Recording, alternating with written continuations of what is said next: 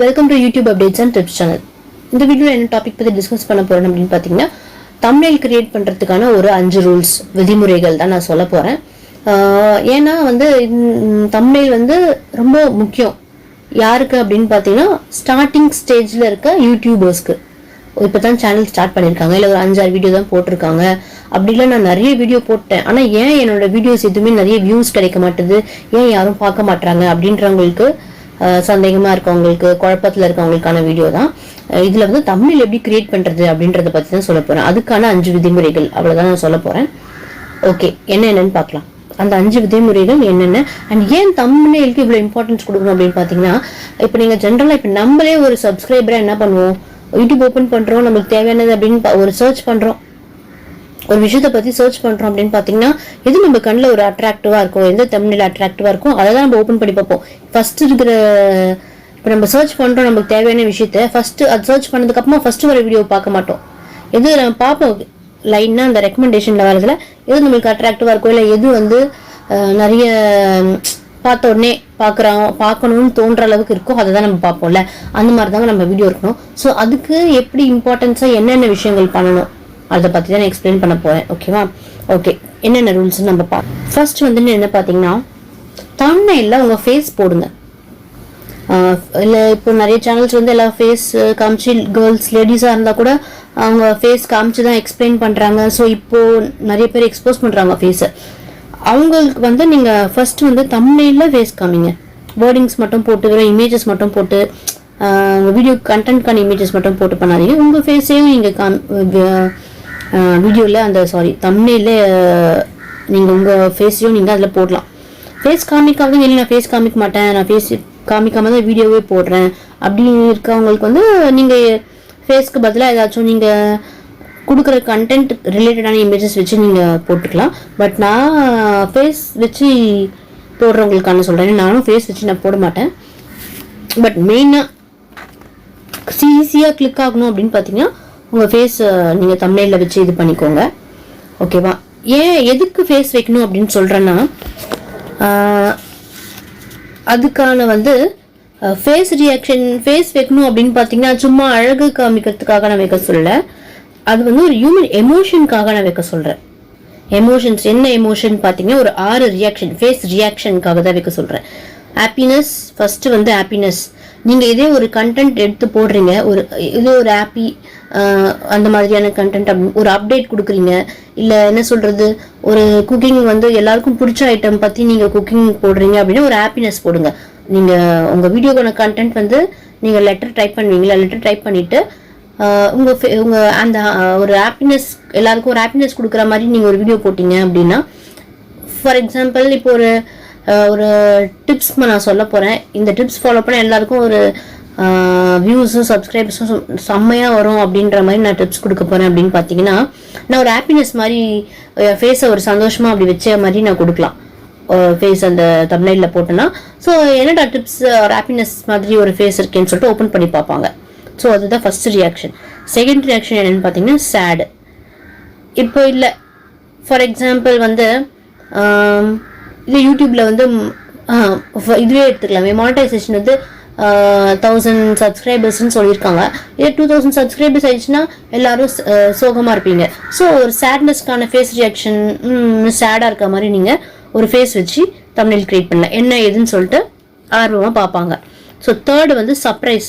நீங்க உங்க கண்டென்ட் வந்து சர்ப்ரைஸ் கொடுக்குற மாதிரி ஏதாச்சும் ஒரு கண்டென்ட் இருந்துச்சுன்னா நீங்க சர்ப்ரைஸ் ரியாக்ஷன் வச்சுக்கலாம். ஃபோர்த் வந்து பாத்தீங்கன்னா ஃபியர். Fifth discussed.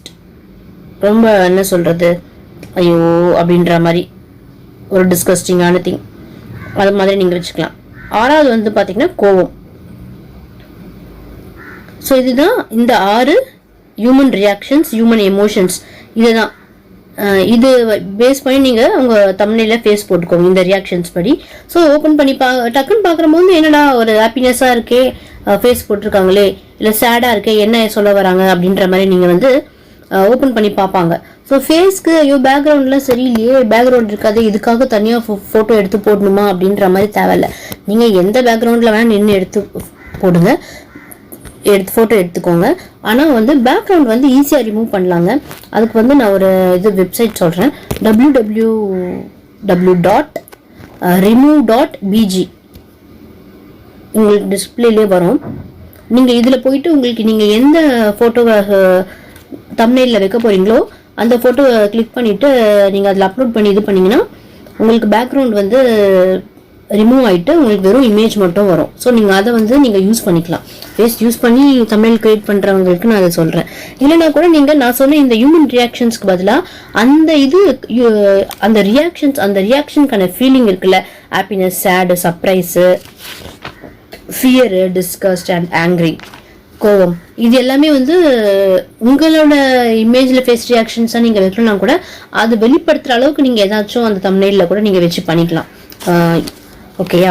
ஸோ வந்து செகண்ட் ரூல் என்னென்னு பார்த்தீங்கன்னா ஃபேன்சி ஃபாண்ட் என்னென்னா, நீங்கள் தம்ப்நெயில் டைப் வைக்கிறீங்களே, லெட்டர்ஸ் வேர்டிங்ஸ் வைக்கிறீங்களே, அதை வந்து ரெகுலராக வைக்கிற மாதிரி வைக்கணும். ஒரு ஃபேன்சியாக ஏதாச்சும் ஒரு டிஃப்ரெண்ட்டாக கொடுங்க. நிறைய இப்போது ஃபாண்ட் ஸ்டைலில் நிறைய இருக்குல்ல, ஸோ அதை பார்த்து நீங்கள் வச்சுக்கலாம். ஸோ இதுதான் செகண்ட் வந்து பார்த்தீங்கன்னா ஃபேன்சி ஃபாண்ட்டு.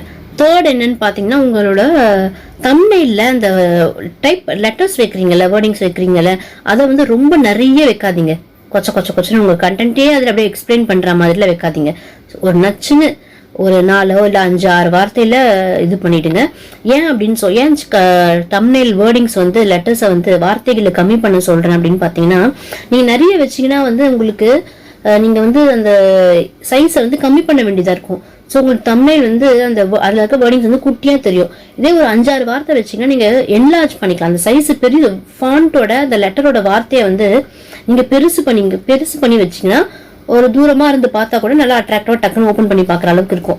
ஸோ அதனால தான் வந்து நான் வந்து தம்ப்நெயிலில் வார்த்தைகளை வந்து 5 6 வார்த்தையை மட்டும் வச்சுக்கோங்க அப்படின்னு சொல்கிறேன். அதை வந்து அந்த வார்த்தைகளோட சைஸை நீங்கள் பெருசு பண்ணி வச்சுக்கலாம். அதுக்கான தான் நான் இந்த டிப்ஸ் சொல்கிறேன். தேர்டில். ஃபோர்த் என்னன்னு பார்த்தீங்கன்னா, உங்கள் கண்டென்ட்டில் எந்த நீங்கள் எக்ஸ்பிளைன் பண்ணுறீங்களோ அதுவே நீங்கள் அந்த டைட்டிலில் அதான் வைக்க போகிறீங்க. பட் நீங்கள் தம்ப்நெயிலையும் அது மாதிரி வச்சு பாருங்கள். ஏன்னா டக்குன்னு இதை பற்றி தான் இந்த வீடியோ இருக்க போதும் தம்ப்நெயில் பார்த்தாலே தெரிஞ்சிச்சுன்னா தேவைப்படுறவங்களுக்கு ஓப்பன் பண்ணி பார்த்துக்குவாங்க. சரியா? நான் வந்து ஸ்ட்ரைட் ஃபார்வர்டாக தான் வைப்பேன். என்னோட தம்ப்நெயில் வைப்பேன். நான் எதை பற்றி வீடியோ போடுறேனோ அதை பற்றி தான் தம்ப்நெயிலில் வைப்பேன். ஸோ அந்த மாதிரி வச்சுக்கலாம். இது ஒரு டிப்ஸாக நீங்கள் இதை ஃபாலோ பண்ணலாம். இல்லைனா ஓகே, இது ஆப்ஷன் உங்கள் விஷ். பட் மோஸ்ட்லி வந்து இந்த மாதிரி வச்சிங்கன்னா ஓகே, இதை பற்றி தான் சொல்ல போகிறாங்க அப்படின்னு பார்க்குறவங்களுக்கு தெரிஞ்சு ஓப்பன் பண்ணி பார்த்துக்குவாங்க. இதுதான். 5வது என்னன்னு பார்த்தீங்கன்னா, ரைட் சைடில் தம்ப்நெயிலோட ரைட் சைடில் எல்லா கண்டென்ட் போடுறத விட அவாய்ட் பண்ணிக்கோங்க. மோஸ்ட்லி நீங்கள் போடுற அந்த வார்த்தைகள் எல்லாமே வந்து லெஃப்ட் சைட்லேயே வச்சுக்கோங்க. ரைட் சைடில் நீங்கள் இமேஜோ இல்லை நீங்கள் போடுற ஏதாச்சும் உங்கள் இமேஜ் ஃபேஸ் இமேஜ்னாலும் ஓகே, இல்லை வேறு ஏதாவது உங்கள் கண்டென்ட்க்கு ரிலேட்டடான இமேஜ்லாம் போடுவீங்கல்ல, அது எல்லாமே ரைட் சைடில் வச்சுக்கோங்க. ஓகேவா? ஸோ மோஸ்ட்லி தம்ப்நெயில் வந்து ரைட் சைடில் அவாய்ட் பண்ணுங்கள். லெஃப்ட் சைட்லேயே மோஸ்ட்டாக கான்சன்ட்ரேஷன் பண்ணுங்கள். தம்ப்நெயிலில் அந்த இமேஜஸ் மட்டும் வச்சுக்கோங்க. ரைட் சைடில் அந்த இமேஜஸ் மட்டும் வச்சுக்கோங்க. அண்ட் ஏன் அப்படின்னா, இன்னொன்று என்ன அப்படின்னு பார்த்தீங்கன்னா, நீங்கள் வைக்கிற அந்த வேர்டிங்ஸ் எல்லாமே இல்லை உங்கள் ஃபேஸ் ரியாக்ஷன் வைக்கிறவங்க, ஃபேஸ் காமிச்சு வீடியோ போடுறவங்க வந்து உங்கள் ஃபோட்டோ ஃபேஸ் வைக்க சொன்னதுக்காக ஃபேஸ் அப்படியே பாதி இடுப்பளவுக்கு நீங்கள் வச்சிடக்கூடாது. ஃபேஸ் ரியாக்ஷன் ஃபேஸில் இருக்க ரியாக்ஷன் காமிக்கிறதுக்கு தான். ஸோ உங்கள் ஃபேஸ் நல்லா உங்கள் ஃபோட்டோ நல்லா என்லார்ஜ் பண்ணி உங்கள் ரியாக்ஷனை நல்லா என்லார்ஜ் பண்ணி நீங்கள் காமிக்கணும். புரியுதுங்களா நான் என்ன சொல்ல வரேன்னு? ஃபேஸ் ரியாக்ஷன் இருக்கணும், இமேஜ் வைக்க சொல்லிட்டாங்க அப்படின்றதுக்காக ஒரு ஃபுல் பாதி ஆஃப் சைஸ் ஃபோட்டோ அளவுக்கு நீங்கள் வச்சிடாதீங்க. ஃபேஸ் ரியாக்ஷன் தான் மெயின். ஸோ ஃபேஸில் இருக்க ரியாக்ஷன் நல்லா பெருசாக தெரியணும். ஸோ அந்த ஃபேஸோட இதுவை வந்து நல்லா என்லார்ஜ் பண்ணி காமிங்க. அண்ட் லெட்டர்ஸ் ஆஸ் யூஷுவல் சொன்ன மாதிரி லெட்டர்ஸையும் என்லார்ஜ் பண்ணுறீங்க காமிக்கிறதுக்கு தான் 5 6 வார்த்தைகள் வந்து நீங்கள் தம்ப்நெயிலில் வச்சா போதும் அப்படின்னு நான் சொல்லியிருக்கேன். ஏன் வந்து தம்ப்நெயில் கொஞ்சம் பெருசு என்லார்ஜ் பண்ணணும், பெரிய சைஸில் வைக்கணும் அப்படின்னு பார்த்தீங்கன்னா, இல்லை ஃபேஸ் ரியாக்ஷன் பெருசாக காமிக்க சொல்கிறாங்கன்னு பார்த்தீங்கன்னா, மோஸ்ட்லி எல்லாருமே ஃபோனில் தாங்க பார்ப்பாங்க. இப்போ இல்லை லேப்டாப்பில் கம்ப்யூட்டரில் பார்க்குறவங்களும் இருக்காங்க.